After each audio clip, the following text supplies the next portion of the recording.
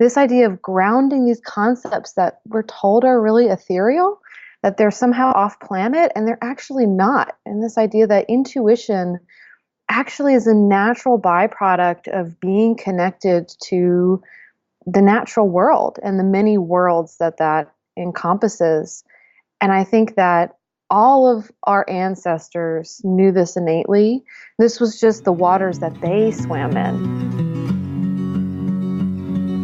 Hello, friends. Welcome to the Medicine Stories podcast, where we are remembering what it is to be human upon the earth and exploring the mythic journeys we undertake when coming to know ourselves through interviews with herbalists, story keepers, ancestral listeners, consciousness explorers, earth dreamers, and other wise folk.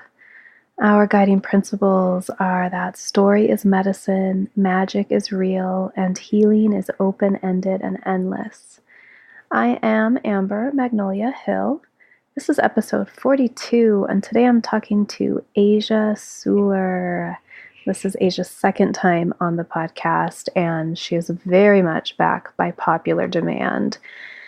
In this interview, we talk about how plants bring us deeper into ourselves and the kind of second sight that only comes when we tune into the aliveness of the earth, the cultural fallacy that spirituality and rationalism can't coexist, the chronic health issues that revealed to Asia her intuitive self and brought her to the plant path, how we don't have to do it alone, and how when it comes to healing, the body works on its own timeline.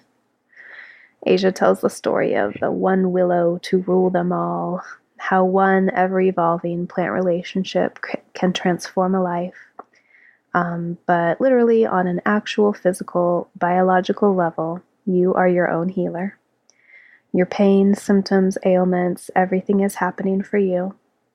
The daily routine that keeps Asia's past chronic health issues at bay, the interplay between stress, the nervous system, and health, especially useful conversation for those of you with empathic tendencies and highly sensitive nervous systems, being truly seen, and the difference between being seen by nature versus being seen by humans. When you're given a book on a subject you've never heard of before and the truth it contains makes you cry, and finding the core flower essence for your multi-dimensional self. I am really excited to share the Patreon offering that goes along with this episode. I couldn't believe when Asia offered it. I had wanted to ask her if she'd be willing to offer this to the Patreon supporters of this podcast, but I didn't really think that it was okay for me to ask. And so when she offered, I was like, oh my God, are you serious? Yes, please. That's so generous. Because it is a guided meditation from her online course, Intuitive Plant Medicine. And this meditation is all about helping you connect with a plant ally.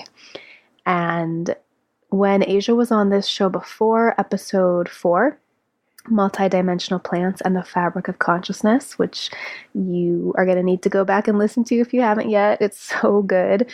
I shared the story of when I first did that guided meditation and my connection with Angelica and how it just blasted my heart open and I was sobbing. And it wasn't what I expected at all. I went into the meditation thinking I would connect with another plant. And it just was just mind-blowing. Asia's ability to really take you on a journey through her guided meditations is something that I've experienced in person with her and through her online courses a number of times. And every time, the layers of my deepest, widest, highest self that get revealed just totally blow my mind and change my life, truly.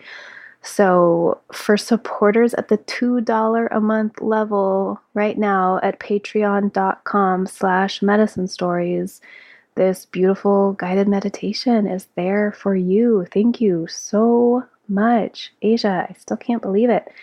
The other two plants that Asia and I really dive into in that first ever interview on this show our ghost pipe, and Reishi. And today I want to talk to you just a little bit about Reishi. It's totally coincidental that we just released a triple extraction Reishi elixir on the day that I'm recording this, and that Asia and I talked so much about this on the last interview. I'm not going to go into what we talk about. Of course, you can listen to it there, but I did want to share my top 3 reasons that the reishi mushroom deserves not only our attention, but like truly our reverence. So, number 1 is that the culture with the longest recorded history of using it, Chinese, considers it a bestower of immortality. I can't think of another substance from the natural or pharmaceutical world that is described in such terms, and that such a powerful word is used to describe its effects, I think just speaks volumes about its ability to promote well-being and longevity. And it's the best, this is number 2, the best-selling medicinal mushroom in the world, with thousands of scientific studies proving its incredibly potent healing actions. It's really easy to get lost in the overwhelming amount of information about reishi out there, both in books and online. But when I think of reishi, I think mostly of immunity, vitality, energy, stamina, and adaptability. It's so incredible what a fungus can do when it interacts in the human body.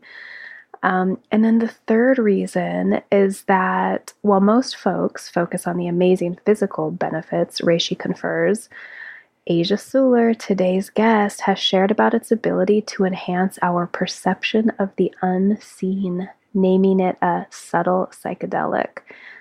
In the show notes, I will have a link to Asia's blog post all about using reishi in that way, coming into relationship with reishi as a ally to help subtly open our sensory gating channels.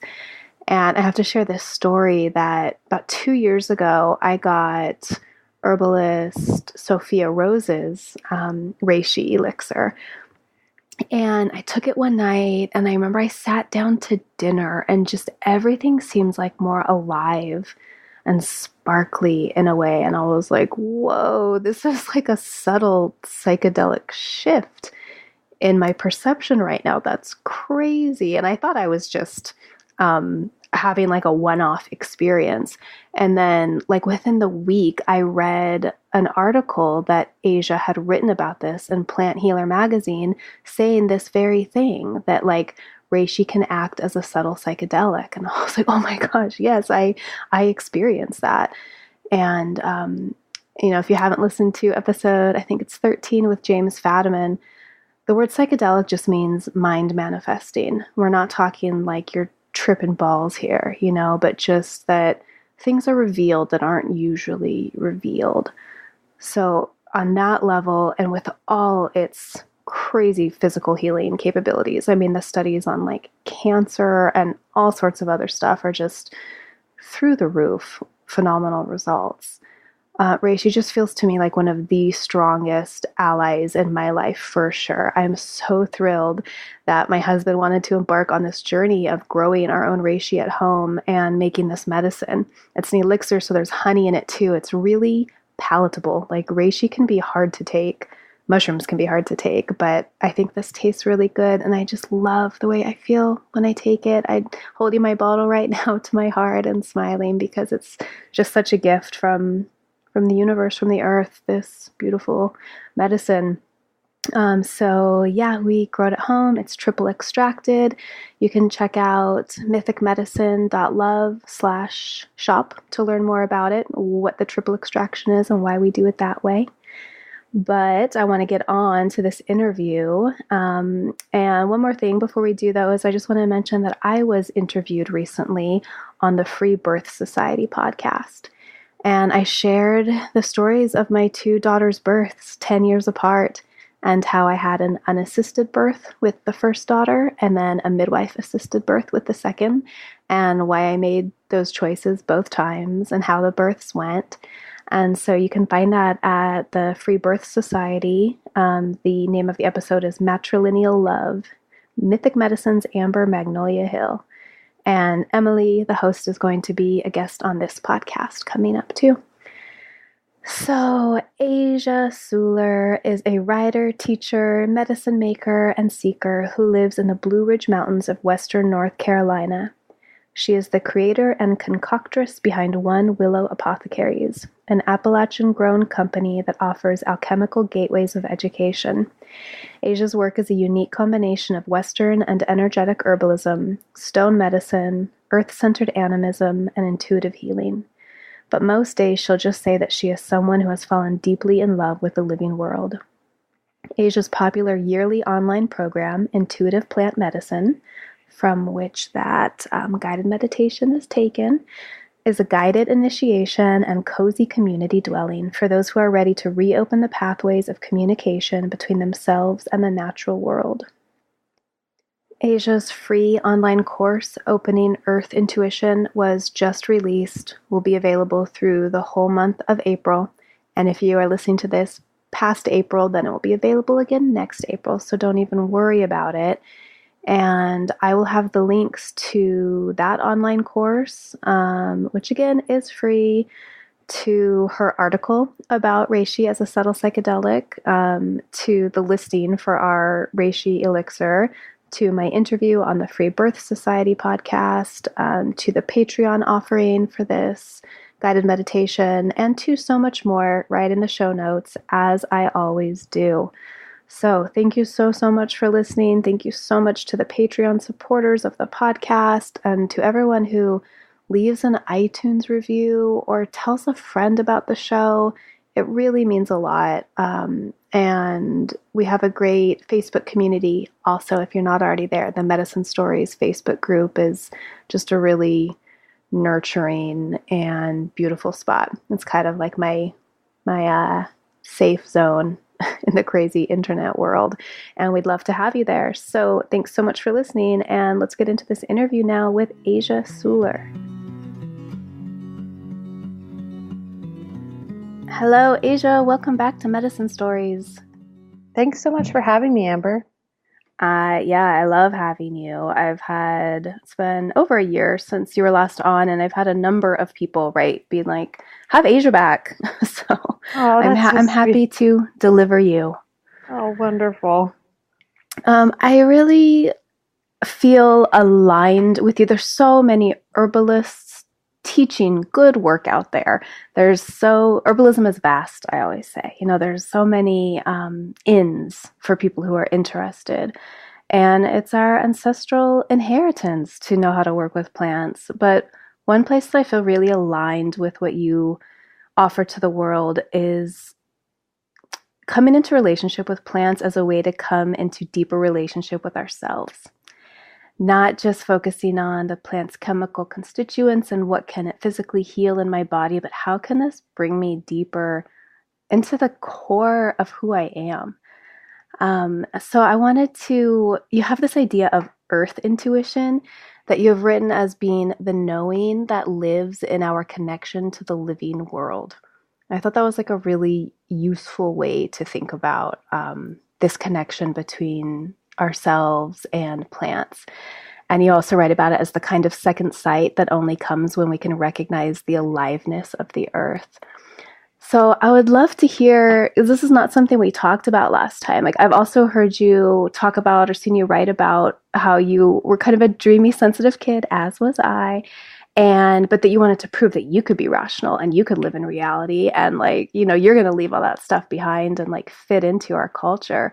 How did you go from the person who was trying to prove all that to someone who's writing these beautiful newsletters and blog posts and teaching these beautiful courses and classes about this sort of earth knowing and intuition? That's such a good question. Yeah, I grew up in the Northeast in a academic family, and it was just sort of the waters I swam in was this sort of undercurrent of belief that sort of spirituality and intellectualism didn't go hand in hand. And I think part of that was kind of this fallacy that I see in our culture that things like intuition or earth connection are somehow like ungrounded. We see that in sort of the criticism of calling someone like a tree hugger, and I think that's like finally fading out of our lexicon of sort of like insults. But I think that there is this undercurrent of belief that to be connected to intuition, spirituality, earth-based practices, that you were kind of like out to sea. And so, yeah, I was an extremely dreamy kid and honestly not very focused and kind of in my own world. And I really had to work super hard to tune into this reality that was supposed to be sort of the one reality. And then when I was in college, I started having chronic health issues. So I talk about this in other places, but I started having chronic yeast infections that sort of devolved into a chronic pain condition called vulvodynia. And, it was really a complex of things, and a lot of my different body systems were sort of starting to go offline. And I think when you have chronic health issues that the sort of dominant paradigm, the one world that we're told we live in, doesn't help or cannot give you answers for, you start looking elsewhere and you start realizing that there's actually so much more, so many other worlds that exist within this world. And so I just started, like what I say often is the world inside my body was so uncomfortable and so painful that I just started going out into the natural world. And I was lucky where I went to school that there was forests and farms, and I could just sort of wander around and go off path and get lost in the woods. And I started talking to trees, and I started really feeling this sense of belonging and understanding in the natural world. And I think that that connection, it just blasted open my intuition again. And it ended up that I, through different intuitive hits, figured out the complex of things that were going on with me, which included a very severe food allergy and also included sort of body misalignment, as well as looking at emotional, spiritual aspects of trauma earlier in my life. And it was really through my connection to the natural world that that intuition started to open up. And so one of my sort of life passions is this idea of grounding these concepts that we're told are really ethereal, that they're somehow off planet, and they're actually not. And this idea that intuition actually is a natural byproduct of being connected to the natural world and the many worlds that that encompasses. And I think that all of our ancestors knew this innately. This was just the waters that they swam in. And so we're kind of learning how to reintroduce ourselves to those depths just by making these connections and these relationships. And I think something that was really important for me to realize within all of this is that we don't have to do it alone. I was always kind of I do it myself kind of person. Like I remember when I was 3 years old, I stopped taking food from my parents, and they would have to like put it on a low shelf because I had this thing where I'd be like, I do it myself. And I just felt like I had to take everything on my own and internalize everything and work through everything by myself. And the reality is that there are so many wise guides in the world around you, and our intuition can be expanded exponentially when we open up to these relationships and just the wise guidance that lives for us in our living connection to the natural world. I think that makes so much sense. Like, I think about in my 20s, I think I read a few books or did like meditations on accessing your intuition. Similar like trajectory as same kind of kid. Also was really trying to just like be super rational though and prove that I could do that. Total health crises in college. And then for me, it was right after college that I kind of started opening up to the natural world and to herbal healing and to my own intuition. So during that phase, when I was exploring, like, well, how do I find the intuition that was so strong in childhood? And so many of the teachers focus on like, you stay indoors, you do like your guided meditation, you journal about it or whatever, which is good. That's fine. I love that shit. It's great. But it makes so much sense to me that you're really going to strengthen like your instinctive knowing when you are doing that in relationship to the natural world. Because as you said, it is like this ancestral thing for humans. Our ancestors, as I've said so many times on the show, were hunter-gatherers for 99% of human history. Like their whole life was instinct. Their whole life was taking cues from the natural world, watching what was going on and knowing what to do next. It's not like intuition is some big mysterious thing that's only accessible to some people. It really is our birthright as humans. Absolutely. This is how our ancestors navigated the world. This is why we're here today. That's how our people survived, was through intuition. So I love the way that you put that. I had a question about you were talking about like your complexity of illnesses. Oh, I was just curious about the structural like misalignments in your body, how you specifically worked on those. And I know too, you've shared that like these are all overlapping, all of these illnesses, and it's so complex, and it's usually not like this fix that and this fix that. But do you have anything to offer for myself personally and my personal pain as far as how you fix the or address the misalignment? Yeah, well, I saw a physical therapist, and I was lucky that someone sort of suggested to me, like, have you seen like a PT who specializes in pelvic stuff? And I was like, I didn't even know that existed. And this person, this was just their specialty. And so what had happened, which I think is super fascinating, is that I had sprained my ankle really badly like 2 years prior to seeing this therapist, and probably about 4 months before the pain started in my pelvis. And so I was limping around for a while, and it just changed my gait and slightly changed just the way my musculature was working. And I would have never made that connection, that there was a connection there. And I think one thing that's really interesting, and I've seen a lot, is that all of us have like body misalignment stuff going on. We all have different stuff like that, and some people, it will make there be referred pain in a certain area of their body, and some people it won't.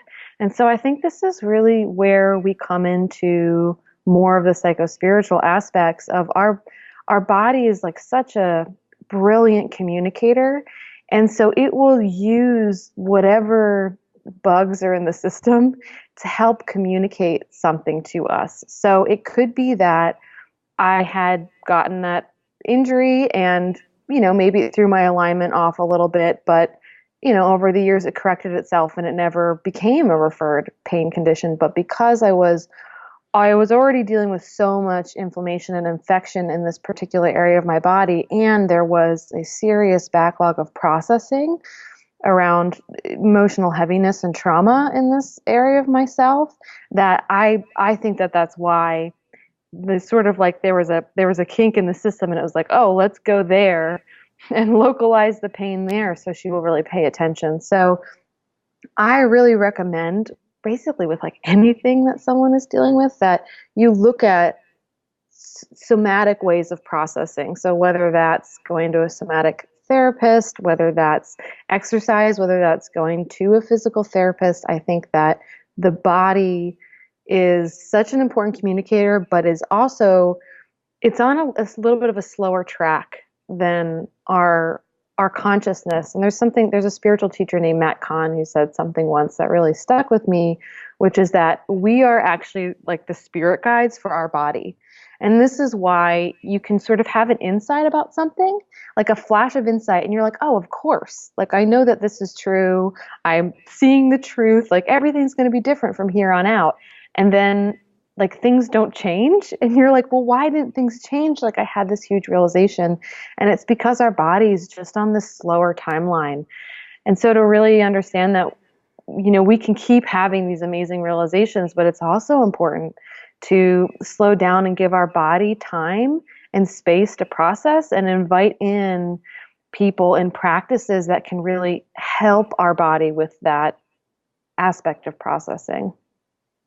Thank you. So at this point in your life, when you're figuring all this out, you are not yet an herbalist.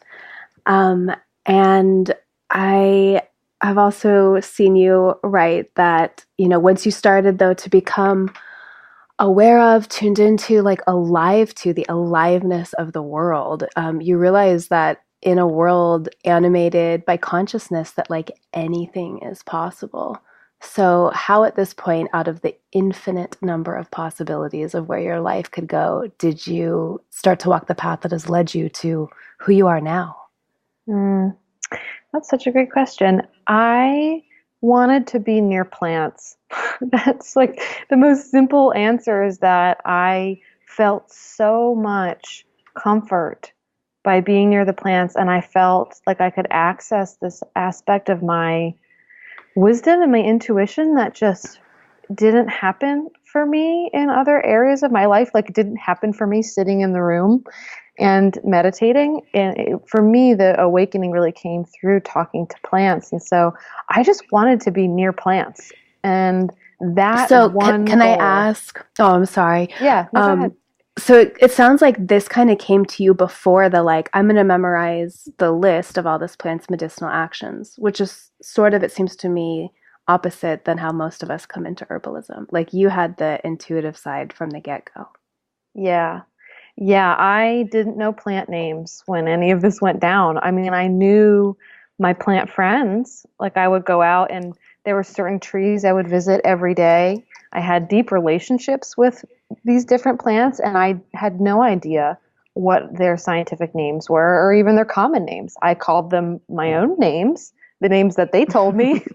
And so I was not I was not very scientifically minded. I mean, I was very much on sort of the rational intellectual train, but I wasn't very scientifically minded and that so I already was like talking to plants and just loved being with them and I when I decided to go to school for herbalism I had sort of followed this desire to be around plants into a bunch of different niches. Like I volunteered on farms and I did landscaping and then I took care of office plants in New York City when I moved there. And I just woke up one morning and it was like literally it was as if the idea had been implanted in my dreams overnight. And I woke up the next morning and I was like, yeah, I'm going to be an herbalist.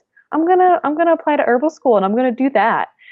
And I literally actually when I applied and got accepted and then moved down to North Carolina to go to the Chestnut School of Herbal Medicine, I had no idea what it actually meant to be an herbalist. Like I think I thought I knew, but I really didn't have any idea. And so when I started, I was like the noobest of the noob. Like I was such a newbie to everything. Like I remember the first day of school, people were talking about, I think it was probably like lemon balm, and they were talking about tinctures, and I was like, I don't even know.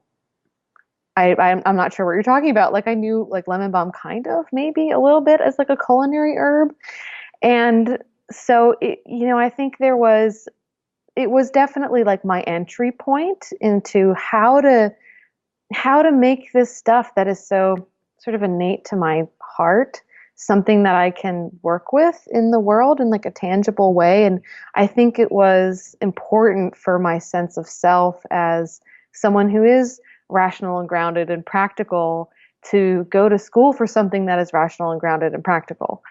And so it really helped me, honestly, to be able to bridge into this work, to feel like I had, sort of a background and validation in that way. And also, I wanted to work with clients, and I knew if I want to work with whole plants and not just energetic vibrational medicine, then I need to know plant constituents and I need to know plant ID and body disease processes and such.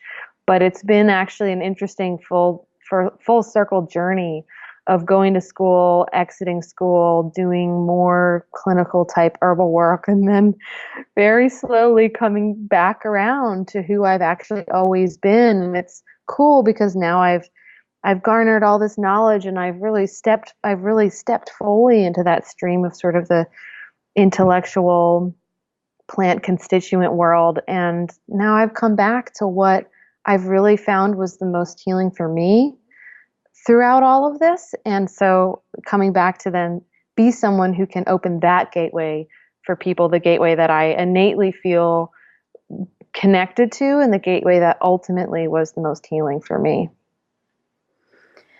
Yeah, I mean, even though it is in our DNA, those of us who grew up in this culture really could use a guide, to reopen that earth intuition, to be led along the path of like how to get back to that primal state that we were in as children of just being so open to the earth and to what's coming in through our senses, and how our like viscera responds to that.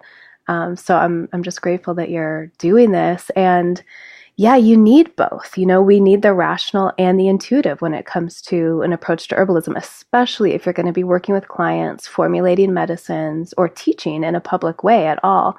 And we all sort of have to walk that line and hold both of them. And I love hearing that it was super intuitive for you too to go towards herbalism and to go towards that school and just to know like this is what's right for me. I've spent, my last 10 years blogging and talking in public, like encouraging people to do the same thing. And it's scary. And of course, it's not always actually going to work out based on life circumstances. But whenever possible, just going toward like what calls to our heart, for me at least, has always worked out. Even though I might be totally broke in the short term because I just put all my money into herb school, in the long run, really paying attention to what pulls my soul has always worked out. So I love hearing that that's how you started walking the path. And I'm curious if you did have any like plant connections as a young child, if this was something that was like hearkening back to the very beginning of your life. When I really think back to my early life, I there's a few plants that I remember sort of before I feel like I kind of shut that down. Do you know what I mean? Oh, I Um, sure do. so the plant that stands out the most is the plant that my business is named for, which was this willow tree that was in my backyard, and I had a very small backyard, like a postage stamp, basically backyard in a neighborhood of duplexes, and they planted my parents and my grandfather planted this willow tree for me the month I was born. Mm. Yeah, so it was always like my tree. And so, by the time I was, maybe 8, 9, 10 years old, it was a fully fledged tree, and it was just the most magical being because it was a weeping willow, so its branches touched the ground, and it was literally like you would part its branches and you would be in another world when you were inside. And I feel like that tree took on like such a sacred and important like relationship role in my life. Like I'm so grateful for that tree. It always reminded me of this truth that we could connect. And even as sort of all the other things shut down and I shut down my intuition and my connection to the world, like I still felt so connected to that tree because it was my tree, right? And it was like a normal thing, like, oh, that's Asia's tree. Of course she's connected to it. But I remember I would climb up into these trees' branches and I would lay there and I felt like I was being held. And I would speak to this tree like in a way where I wouldn't let anyone else see me, but I would like whisper into the furrows of this tree's bark and just tell this tree like my secrets and my hopes and my wishes and my upsets. And I would bring my journal up there and write once I, was writing. And I just remember that feeling like as if this was like my spirit guide really growing up. And that tree kind of held that space for me all during my years of sort of flying abroad from my own world and my own connection to this natural world. And it's really fascinating because, willows aren't very long-lived trees. And so when this was planted, my grandfather, who was a plant person, told my parents, he said, the tree will only last about like 20, 30 years tops. And so when I went to college, when I was in the midst of dealing with these health issues, is when the tree actually started to die. And in my parents, like, bless their hearts, they're not like sort of the normal suburban duo, and so they just let this tree die slowly over the years. And so it became a home for all these different birds and animals, and it would drop limbs over time. And, for the past few years, it's been standing like just basically like a standing, hollow tree. And then finally, like this fall, it just fell, like a strong wind came and it just fell over. And Wow. yeah, and it's been amazing because since I started the business and decided to call it One Willow, because this One Willow was just so responsible for me staying connected in this way. Like I've always felt that it's sort of in a what we might call like a shamanic kind of way. Like as that tree was dying, it was like I was being given and transferred to me this energy. And it's just amazing because I do feel like I'm at a turning point in my work. And this fall in particular, I released an online class that was really specifically focused towards the health issues that I had started experiencing in college when the tree had first sort of started naturally its dying process. And so it's just been an amazing thing, and it really is like the giving tree. And it just goes to show you how like one relationship like that can just continually transform your life in so many different phases. That's incredible. Did you ever ask your grandfather why he chose the willow?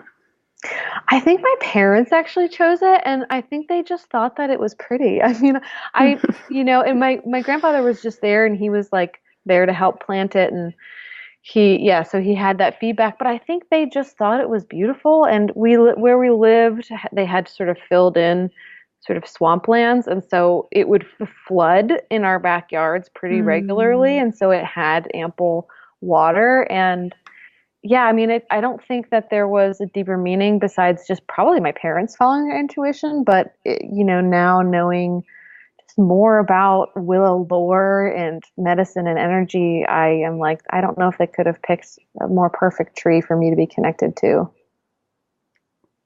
That's so sweet. I just have a glow on my face hearing that story.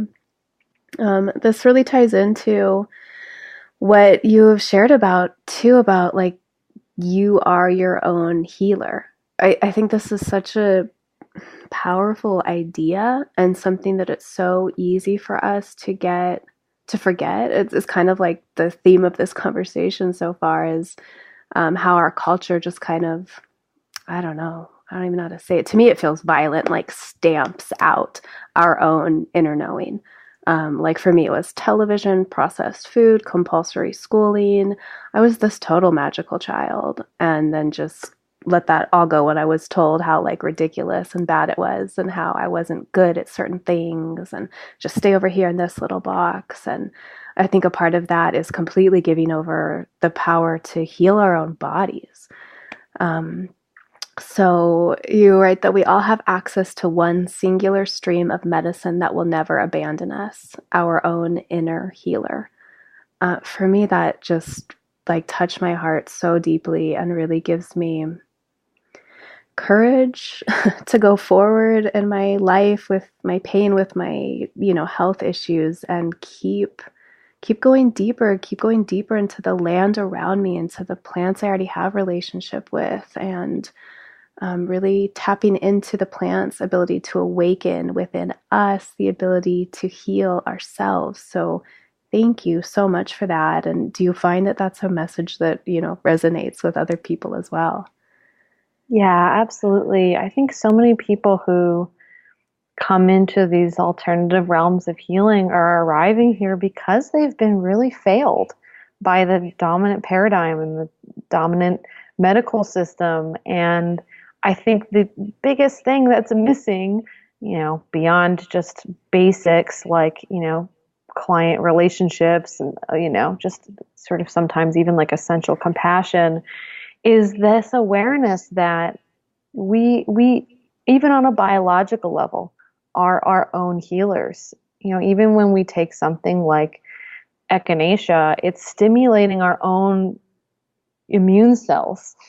This is not like you're not like given something new, right? This is all the all the ability that we have to heal is already inside of us, and the plants that we take and even the pharmaceuticals that we take are stimulating aspects of ourselves that are already there and are already available. And I think on that physical level can help us then tune into more of the energetic or emotional level. And one thing that was really helpful for me when I was dealing with chronic pain and then dealing with chronic illness through having Lyme disease was this concept of everything is happening for you. And that is a very sometimes hard thing to just swallow in our culture, especially because we live in this culture where we fight, quote unquote, the things that are wrong or happening in our bodies that are causing us pain. But I've really found it in my own journey to be true that these things that were happening that were, yes, like debilitating, my ability to process, my ability to feel comfortable in my body, my ability to connect to people, to think, to move, to, relate and share intimacy, all these systems going offline, it was still happening for me. It was happening so that I could really see and address some of the issues that had been more subterranean that were arising to the surface. And I think even on a super basic level of, for example, getting the flu or getting a cold, there's always a message there that's for you. And often that message is just as simple as like, slow down. What can you do to reduce stress in your life and increase self-care and just things like that. But that one sort of idea of everything's happening for you and your body is helping you by bringing these things to the surface goes hand in hand with the fact that you are your own healer. And it seems counterintuitive, but often the health issues that are coming up for us are the ways that we end up healing on deeper psycho-emotional levels, including, sort of addressing early childhood patterns and programs that we have that are unconscious. And if we can just stay with the process, new layers of healing and understanding will always be revealed. I love that approach. It just feels really like soft, nourishing, gentle, as opposed to I can get really caught up in like, what's wrong with me? What am I doing wrong? Why isn't it getting better? So thank you.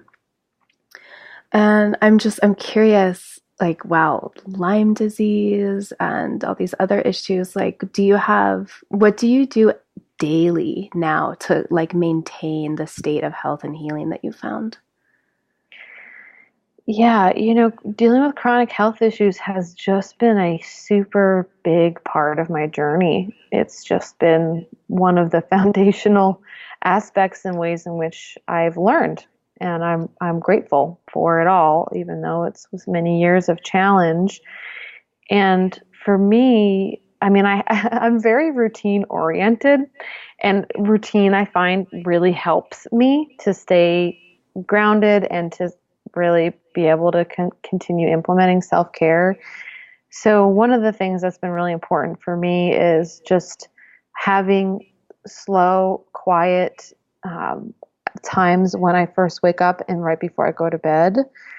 One thing that I've struggled with my whole life is insomnia. I mean, I had insomnia from the time as far back as I can remember when I was a really young child. And I think it has to do in part with just being what you would call a highly sensitive person. So my nervous system is just, gets overwhelmed easily. And that is something I've really had to realize, in that a lot of these chronic health issues are linked to my nervous system overwhelm and the cascade of stress that causes in my body that then just wears down all your systems, including your immune system. And so that the connection between like sensitivity and stress and illness is something that just has really come to the forefront of my imagination and my awareness. And so I am certainly not perfect in this arena, and I am always learning. But, my major goal at this point in my life is to really be able to listen to my body and reduce the amount of the load of stress in my life as much as I can. Like there's certain things obviously that you don't have control over, but to be aware of the things I do have control over. And so for me, this time of actually giving my nervous system like quietude in the morning and at night has been super important. So in the morning I do morning gratitudes outside, which feels really good. And then I write down my dreams and I have tea. And in the evening, before I go to sleep, I try to turn off all screens like 2 hours before I go to sleep and just not have screens in my awareness. And then before I go to sleep, I will often stretch by candlelight and meditate. And honestly, like that time of meditating is my brain dump time. Like sometimes it's really numinous and amazing, and sometimes it's literally just all the things that would normally keep me up at night because I'm actually still in an anxious, overwhelmed state. I just give myself time for them to come up and dump. And so, these are the sort of the programs that I've put in place for myself. And of course, I'm not even touching into things like diet or exercise, which has been super, super important for me as well. But I think just in general, the older I get and the more I look at these years of the things that I've dealt with, the more I realize like how much of this is just connected to stress and the just natural stresses of being a highly sensitive person with a highly sensitive nervous system. And it's taken me a lot of work of self-forgiveness to just be like, you know what, like some of the things that I'm taking them on a lot of times, like the things that I'm choosing to do at this point, because I work for myself, I'm choosing, to take on, but being able to forgive myself for like, okay, this same task might have been totally fine for somebody else. Like somebody else could do this thing and not be totally dragged out like I am. And I just have to forgive myself for that and be like, you know what? Like we have different bodies and we have different nervous systems and we have different life histories. I mean, the whole 9 yards, everybody's completely and totally different. And so just that self-forgiveness and self-gentleness, I think has really helped me continue to deepen my understanding of how to take care of myself. Yeah, it's funny when you start talking about having insomnia for as long as you can remember. I immediately went back to my own childhood and same, my parents would be like, why can't you sleep? I'm like, I don't know. I just like, there's so much going on. And, decades before I had the framework of being a highly sensitive person with a highly sensitive nervous system. And it's just really also good timing for me to hear you say that because just in the last couple weeks, I've been really talking to my amazing craniosacral therapist more and more. Like every time I see her, I'm good afterwards. Like I am good. My body's aligned. There's no pain. But then it creeps back in sometimes a day later, if I'm lucky, like 3 or 4 days later.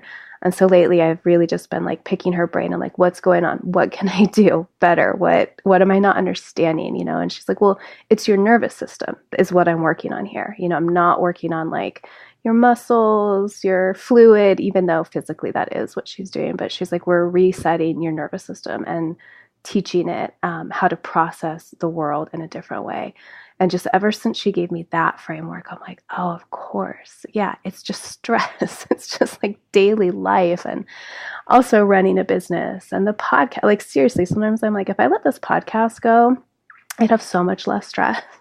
But I love doing it so much. And I feel it's just like it's a gift for me to be able to gift this podcast to the people whom it helps and whom it touches. And I just, as you're speaking, I'm thinking of all the people who are going to listen and like resonate and see themselves in your words. And I just think so many of my listeners are also empathic, sensitive souls, and always enjoy having someone like you on the podcast who can share from a similar perspective.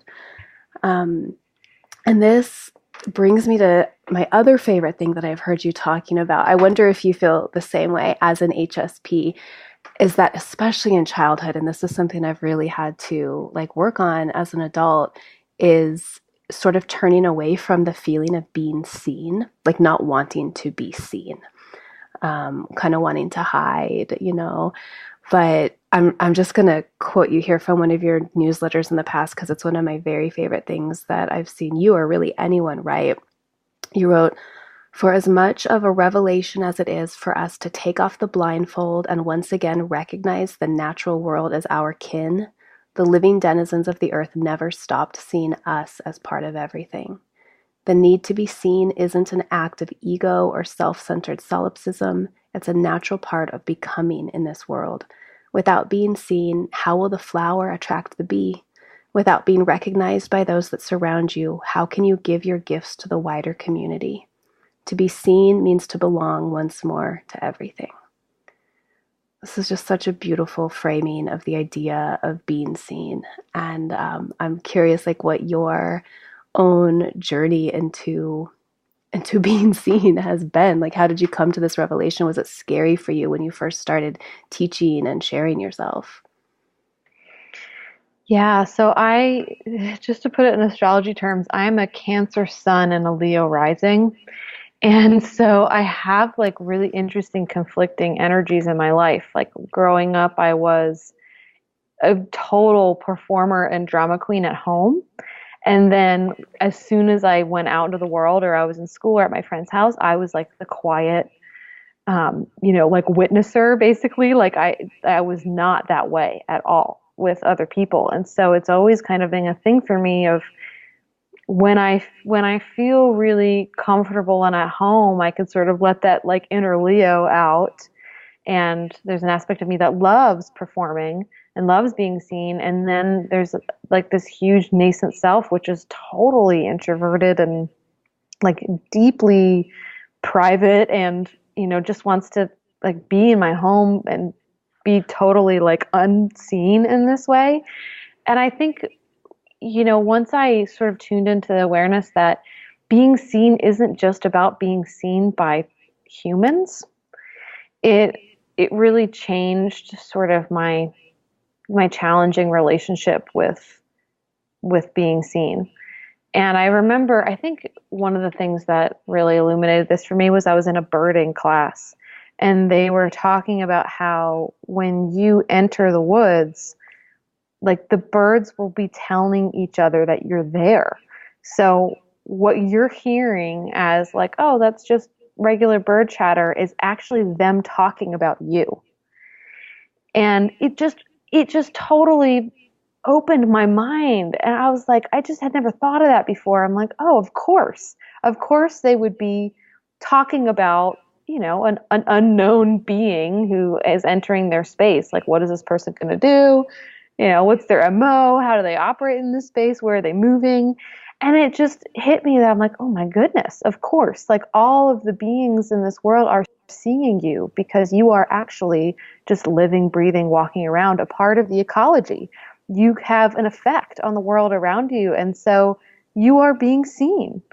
And I think that there is this piece of being seen by nature that helps us tune into something that we all really need, which is this sense of just like objective acceptance.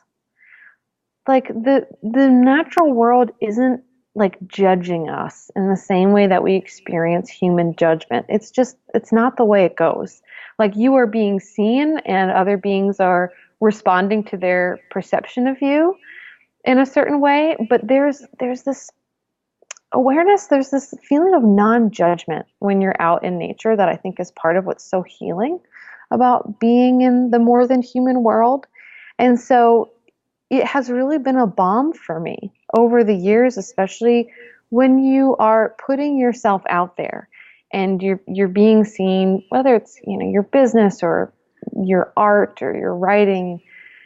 It can be really challenging and it can be really hard for just our sense of selves and our personalities and our ego. Like obviously the critique and the criticism or the rejection or whatever you want to call it can be hard, but also it can be hard to have people really love what you're doing and really be into what it is you're bringing out there. Like it can all be challenging because it is this thing of being seen and the complex of then like, feelings and projections and emotions and triggers and programs that comes with that. And so it has been super helpful for me over the years to actually just go out into the living world and let myself be seen by nature. And it actually really helps me to let go of some of the heaviness that I accumulate from just being a person who is seen in the world and is continually putting myself out there, and all the then self judgments that I have then around things that happen or don't happen because of my being seen in the human world or on social media or whatever. And the plants, the trees, the birds, the stones, the creeks, they help me to actually like see myself for who I truly am again. And so I really encourage people, especially if it feels scary, to be putting yourself out there or to be seen by the human world, or, whatever your particular, society, culture, niche is, to then sort of balance that by going out and letting the world just see you and open your heart to then what it feels like to be seen. Gosh, yeah, what an antidote to these times we're living in. And yeah, just how stressful it is to be on social media, really, as we all are, and just be scrutinized. And then, of course, in our actual living human communities, the physical space that we inhabit with others. I just lost what I was going to say, but I'd like to ask you about your relationship with flower essences. You've been one of my biggest teachers in this realm. It's something that you really focus on. Okay. I have my train of thought again, and I just want to say that I also really appreciate this being seen by nature perspective, because it just reanimates the world around us. It reminds us that, yeah, we're not the only living beings with consciousness. And the story about, the birds, which is amazing, and of course, yes, makes total sense, makes me think too that we know that, like, with every step that we take on the earth, the mycelium underfoot is like, oh, felt that, felt the pressure, felt the change, going to communicate that to the root system of all the plants and trees that I'm in mycorrhizal relationship with. They're all going to know you're here. They know, like, your gait and how much you weigh and which direction you're going in. It's incredible. It's on this subtle level and coming through consciousnesses that we can't even fathom, but they are there, and they are just as present and real in their aliveness as we are. And so approaching the idea of being seen from that perspective also really just respects the livingness of all the other beings we share the earth with. Yeah, absolutely. Thank you for putting that into words like you just did, Amber. Yeah, I'm glad it hit me again before we get into flower essences. So I've heard you share about the first time you heard about flower essences. You read it in a book and you just started crying. Tell me about that. Yeah, so this was when I was living in New York City, and so I was already, on the plant train. And I remember my mom gave me this book about flower essences that one of her clients, my mom is a psychotherapist, one of her clients gave her. And she was like, "You're into plants. I think you might like this." And I was like, okay. I'd never heard of them, didn't know what they were at all. And I just started reading the first chapter. And by the end of it, I would spontaneously start crying. And I remember exactly where I was sitting. I was like in my room in Brooklyn that had no windows.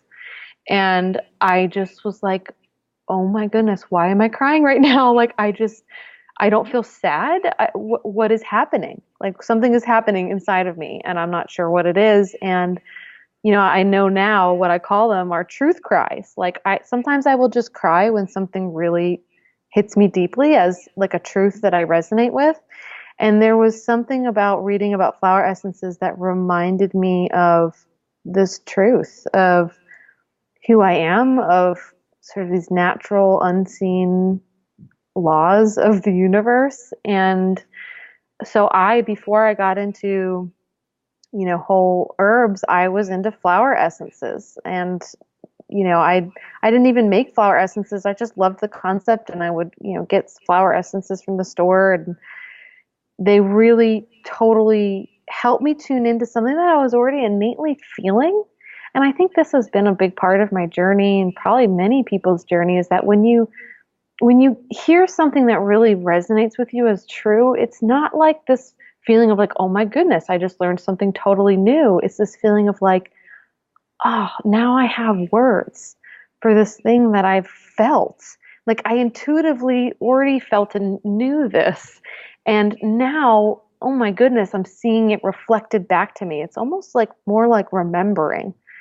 And so for me, flower essences was, in that book in particular, it was remembering that I am really this multidimensional being, and that a lot of issues that manifest in our life come from this space of us actually blocking our connection to our what I call wider selves and the blueprint of what's possible in our lives, and that these things that seem like they're standing in our way are actually helping us to see the unconscious blocks that we have erected between ourselves and the incredible possibility that exists for us in this lifetime. And so that's like sort of in a very basic way some of the philosophy behind flower essences. And it was really the seed that opened up my awareness of working with plants as medicine and medicine making, rather than what I had previously been doing, which was sitting with the plants, which was absolutely wonderful and something obviously I still do. But I didn't know that this kind of what I now would call vibrational medicine making existed.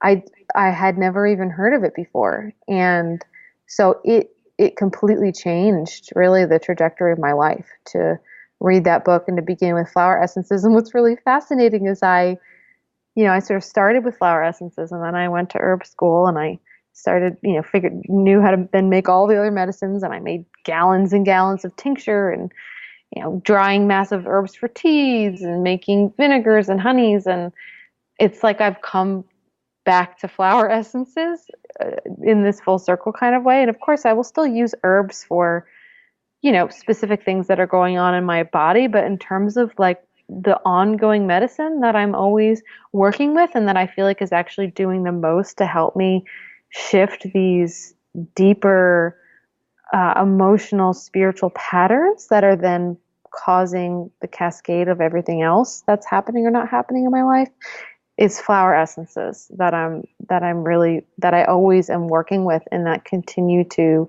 help my life journey to unfold. Tell me about your practice of making a new core essence every year. Yeah, so honestly, oftentimes I get a hit about like a flower. Uh, and I think this is something that can be, that can cause like disbelief or mistrust in people. Like they think in order to find the right flower essence, you have to consult an expert or find the perfect one in a book. But honestly, the flower essence that's really wanting to work with you is the flower that you're really captivated by.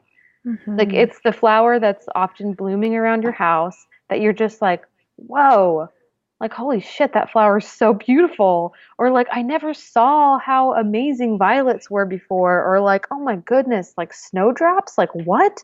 How have I never like really tuned into how incredible snowdrops are? And so just notice when that happens. And that is the essence that wants to work with you. And so, for me, the way it works is that like that will happen, and I will make a flower essence, and then I will work with that essence until it feels complete. And so I used to tell my clients when I did flower essence consultations, they'd be like, how long should I take this essence for? And I'd be like, take it every day until you forget. When you start forgetting to take it, you're complete. And it really is that simple. And I will notice that I will think about it every day. I will, every time I take it, like in the morning or at night, I'm like, oh, thank God, my flower essence. And then, the day will come when I forget, or I look at it and I'm like, yeah, I don't know. I just don't feel like I need that. And then I know that like my work with that essence is complete for that time. So I promise you that there are flowers that are really wanting to work with you as an essence. And, if you know how to make flower essences, go ahead and make an essence from that flower that's around your house. If you don't know how to make a flower essence, or you just don't, that's not something you have access to, even just for me, like I sometimes will just go into the store. Now there's flower essences pretty much in every major health food store, and you can just go to the aisle and just like even close your eyes and like just swipe your hand over them and just see which bottle feels the warmest, and just go ahead and take that one. Sometimes it can be really helpful to just go off of our body's intuition and get our brain out of the way. And that can really help us to then open up these deeper levels or layers of intuition. Let me just interject that it's really easy to make them, and you can figure it out very quickly online or in a book or through Asia.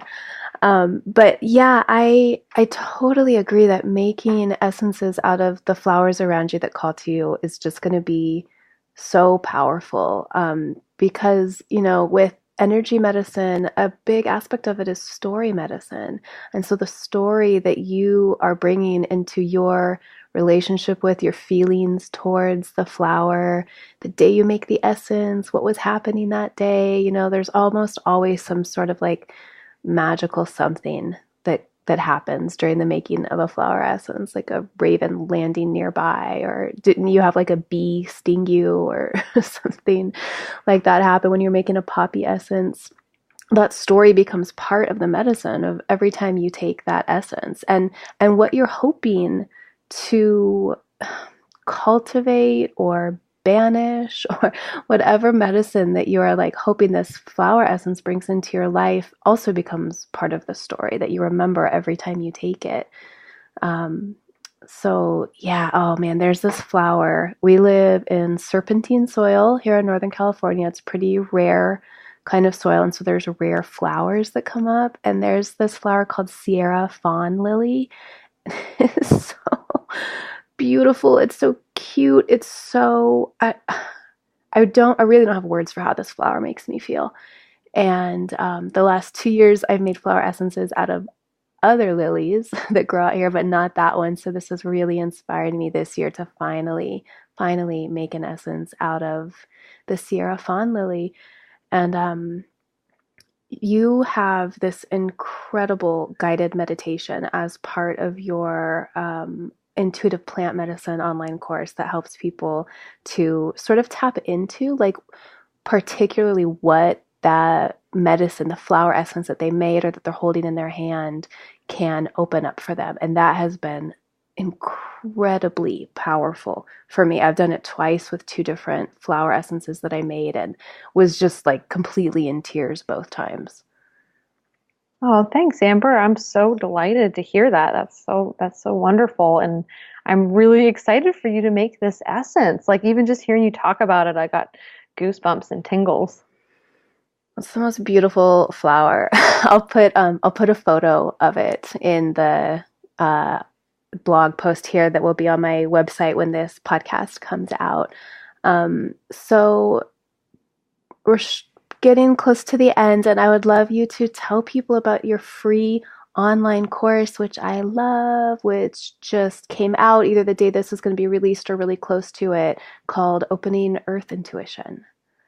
Yeah, so this free course is basically it's a 4 video course that is helping you to reconnect to this intuition that is really embedded into your relationship to the earth. So with each video, there's new concepts and practical things that you're going to be doing in between each video release to actually like really concretely make this relationship. And I've been so blown away. This is the 3rd year that I've run this free course. It's only open for the month of April every year. And I have just been completely amazed by the downloads and breakthroughs and incredible experiences that have happened for people through this course. And so that is available starting beginning of April and will be available through April if you are interested in signing up for that. The videos are released every few days the first 2 weeks of April, and it's a moderated forum, so I'll be there. I'm going to be with you on the journey. And I'm always so excited to see what kind of magic happens inside of this course. So if you're feeling drawn to anything we've talked about here today and you're just ready to like stir things up and make more connections, whether this is totally new or you've been in this world for years and years and years, like this course I've just really found has been able to open such a powerful gateway for people in their intuition and yeah, their really magical relationship to the earth. So if you're interested in that, I know Amber will probably have the links on her website, and you can also hop over to my website, onewillowapothecaries.com for that.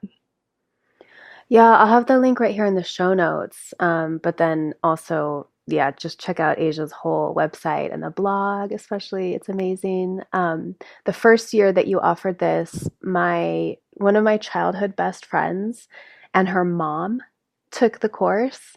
It was cool because we grew up together in South Lake Tahoe, but then she moved away to Grass Valley at the end of eighth grade and we like lost contact. And then when I moved up here to Grass Valley, we found each other again and just totally reconnected. And it's just been one of the most meaningful things for me. And I just had loved her mom so much and missed her mom all those years. So reconnecting with her was great too. And they both took the class and just loved it. And it was so much fun watching them like post their photos, making their flower essences, tagging you. And it's just something that I've heard them talk about with so much gratitude and joy.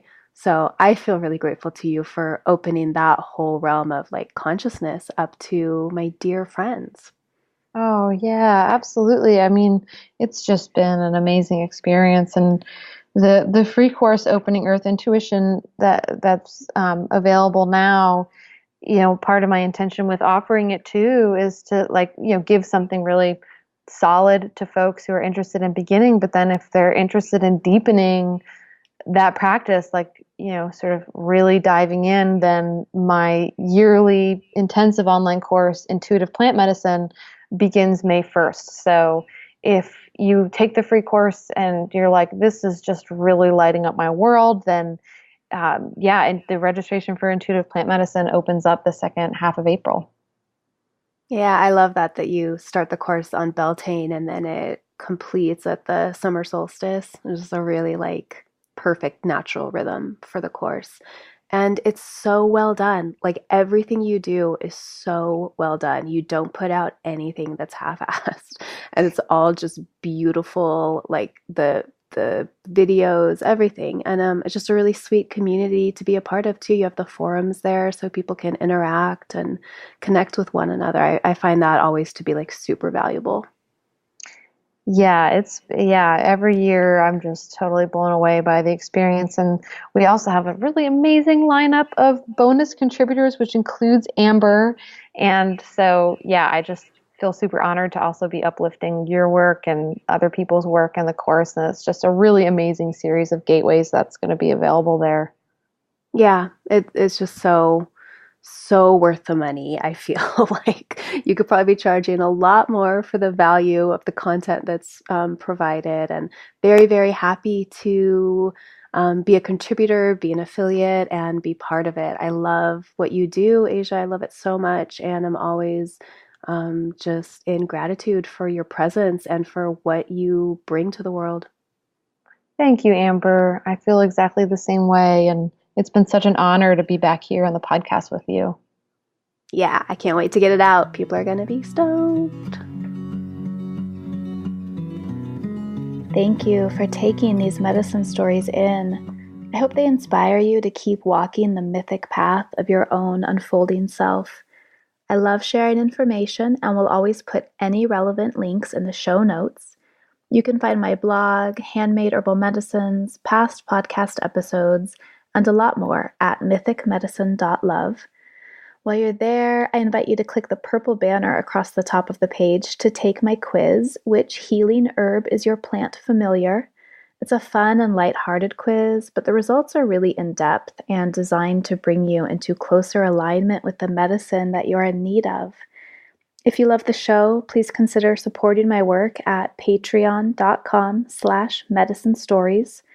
There's some killer rewards there, exclusive content, access to online courses, free, beautiful, downloadable ebooks, coupon codes, giveaways, and just amazing gifts provided by past guests of the podcast.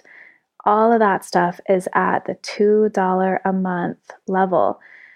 For a little more, you can access my herbal ebook or my small online course.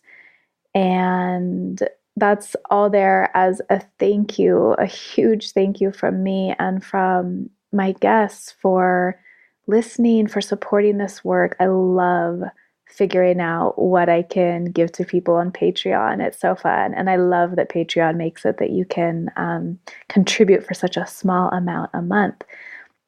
I'm a crazy, busy, and overwhelmed mom, and adding this project into my life has been a questionable move for sure.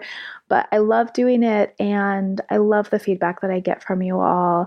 And I just pray that the Patreon continues to allow me the financial wiggle room to keep on doing it while giving back to everyone who's listening.